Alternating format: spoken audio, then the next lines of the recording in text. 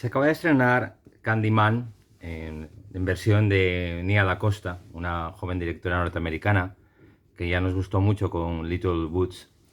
Y para mí ha sido muy ilusionante porque esta Candyman de 2021 de Nia Da Costa es una nueva versión.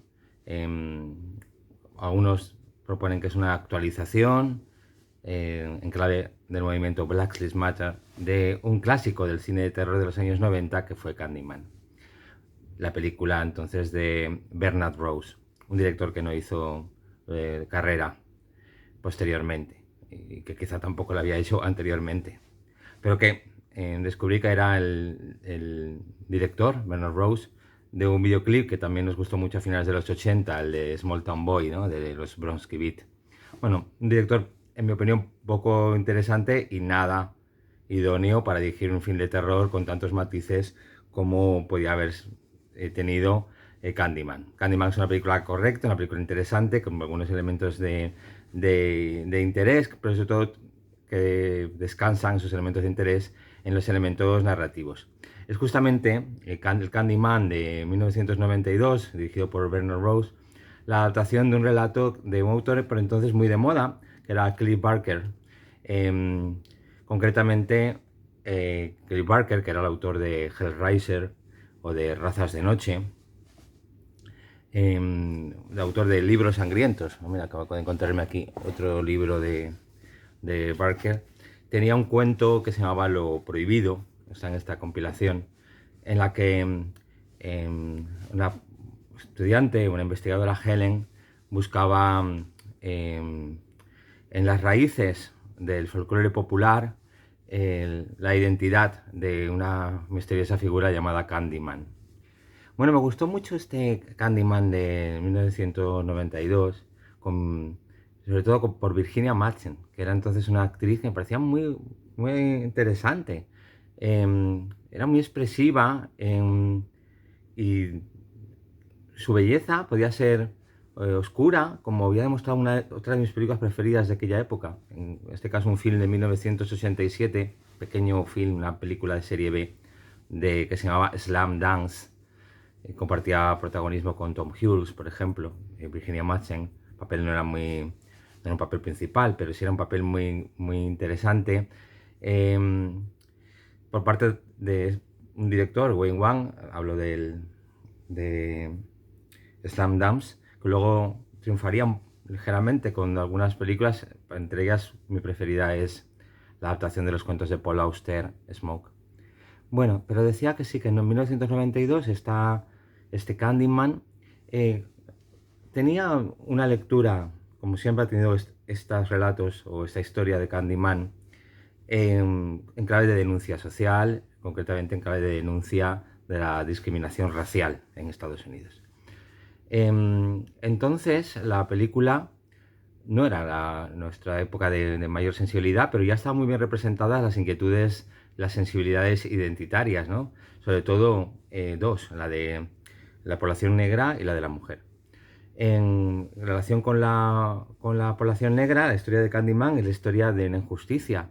La figura del folclore popular que representa Candyman es el resultado de esa herida fundacional, segregacionista en Estados Unidos que fue la esclavitud, ¿no? O sea, Estados Unidos es un país fundado con la violencia, pero fundado sobre todo con un sistema mucho peor que el sistema de castas hindú en términos de violencia, de impacto simbólico, cultural en el mundo moderno.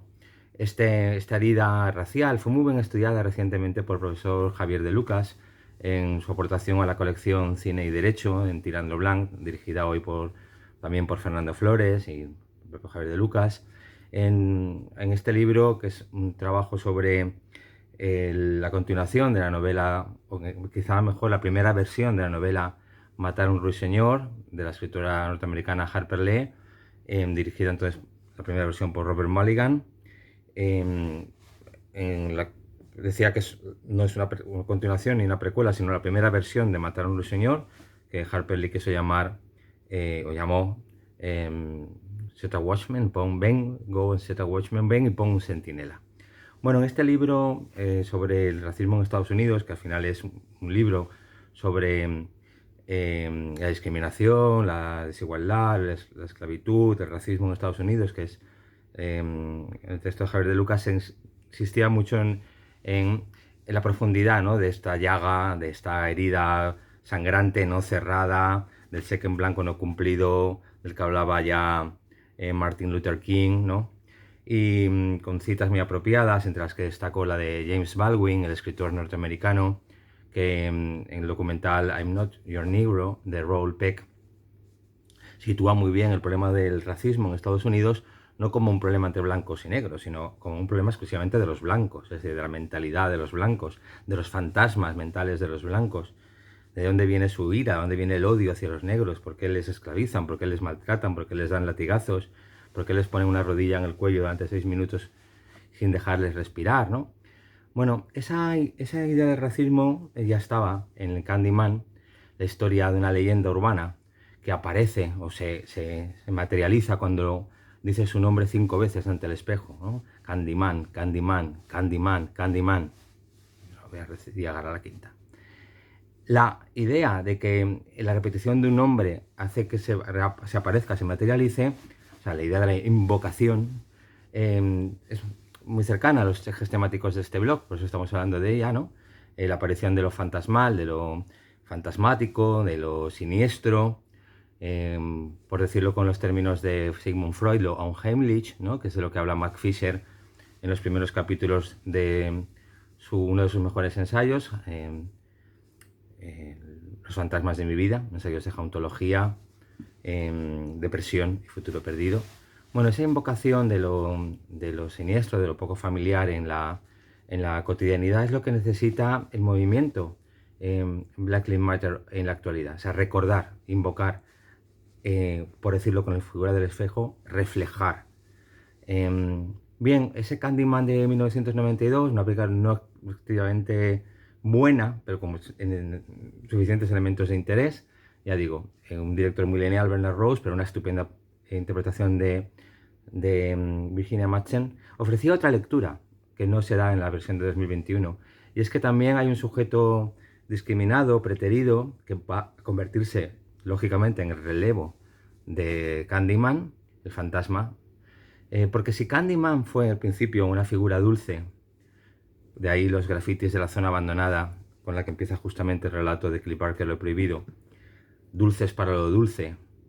Era un chico negro, en el origen de Candyman, hijo, descendiente de esclavos, que por fin libre se hace pintor, y al ser pintor y conocer mujeres blancas cuyos padres le piden que retrate y enamorarse de una, y finalmente al quedar su novia embarazada, su novia blanca, es objeto de la ira, del odio, del sadismo de la mayoría blanca, lo lincha, le corta la mano, le embadurna de miel, le da a comer, se lo dan a comer a las abejas, etc. Bueno, ese maltrato cruel, sádico, tiene su correlato en un maltrato de discriminación sexual de la personaje de Virginia Madsen, que hace aquí justamente un personaje mucho más luminoso que en el Slam Dance de Wayne Wang, ¿no? Una mujer muy dulce, muy volcada hacia sus estudios, incluso hacia su pareja, que es un profesor de la universidad, pero que sufre la discriminación académica, o sea, que todavía no termina del todo en nuestras universidades, por el cual el profesor masculino, mayor, tutela, minusvalora, ningunea o chafa las posibles, o la carrera y los posibles éxitos que lógicamente tendría una mujer académica si se le permitiera, si se le abrieran las mismas oportunidades que los hombres. Bueno, hasta ahí el Candyman de 1992. Este Candyman de 2021, dirigido por Nia Da Costa, tiene a Yahya Abdul-Mateen II, un actor con un personaje muy difícil, tiene que evolucionar, tiene que comprender el Candyman, y sobre todo lo que aporta esta nueva versión es subrayar mucho más los problemas del urbanismo racial, el problema de la vivienda en Estados Unidos cuando se convierte en una guetización, cómo los fondos públicos al final acaban siendo objeto de especuladores, cómo el propio mercado del arte está podrido también por la especulación. Entonces esa figura dulce, que es el nuevo, no quiero adelantar la trama, ¿no?, de Candyman, pero cuyo destino está muy ligado al de Candyman, también es una especie de sweet for the sweets, o sea, una inocencia que va a ser pervertida o que va a tener un final abrupto. Bueno, la idea del reflejo de la invocación de Candyman tiene mucho que ver con lo que muchos historiadores norteamericanos, entre ellos Ibram X. Kendi, subrayan como principal problema de esa herida fundacional, que es el racismo, un sistema terrible de segregación, de generación tras generación, de pasado violento y sádico. Kendi, en la misma línea que James Baldwin, dice que el problema racial es un problema de los blancos y que ese problema no se va a cerrar hasta que no se observe bien lo que ha ocurrido. No se puede negar, como hace Donald Trump y sus seguidores. Tiene que mostrarse continuamente. Para poder que el país al final puede ser un país que viva en paz consigo mismo, espiritualmente, no solo en términos de derechos formales, sino en el fondo de todo el apartado inmaterial, sentimental, emotivo, cultural y desde luego económico y político, tiene que mostrarse. Eso es lo que se consigue al invocar el fantasma de Candyman, ¿no? Candyman, Candyman, Candyman, Candyman.